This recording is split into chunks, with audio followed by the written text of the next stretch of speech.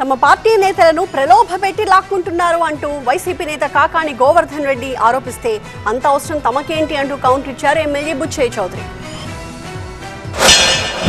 ఈరోజు మీరు మరలా కొనుగోలు మొదలుపెట్టారు. ఈరోజు ఇండైరెక్ట్ సేల్ అంటే ఏ విధంగా ఉంది? నాకు తెలిసినటువంటి సమాచారం ప్రకారం నువ్వు ఎవరి చేత అయితే రాజీనామా చేస్తున్నావో వాళ్ళని మీ పార్టీలో చేర్చుకుంటున్నావో ఆ టికెట్ వాళ్ళకే ఇస్తావా?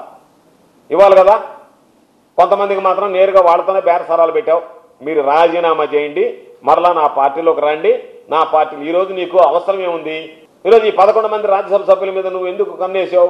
కాబట్టి నేను అడదాకా ఏమన్నాడంటే ఎవరి దగ్గర ఎవరిని తీసుకునేది లేదు, ఎవరిని కొనుక్కోలేదని ఈరోజు ఇండైరెక్ట్ సేల్ అంటే నీ ఎమ్మెల్సీ సీటు నువ్వు రిజైన్ చేయి, మా వాడు ఎవరికన్నా ఇస్తాము అని ఆ సీటును కొనుక్కుంటున్నారు. ఎవరు వచ్చినా ఆ పదవులకి పార్టీకి రాజీనామా చేసి వస్తే ఆలోచిస్తాం అంతే. వాళ్ళు మనకి కిరీటాలు పెడతారు అనుకోవద్దండి. రావడంతో కిరీటాలు పెడతారు కాదు.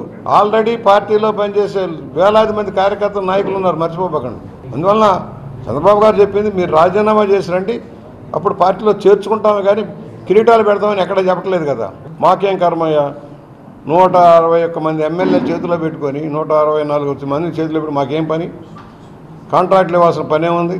వచ్చేవాళ్ళు వస్తారు, మాకున్న బలం మాకుంది, మా వాళ్ళని సర్దుబాటు చేయాల్సిన అవసరం ఉంది. పదవుల పంపిణీలో అందరికీ న్యాయం చేయాల్సిన అవసరం ఉంది. సామాజిక ఈక్వేషన్లో ప్రాంతీయ అవసరాలను పెట్టుకొని చేసుకోవాల్సిన పరిస్థితి ఉంటుంది.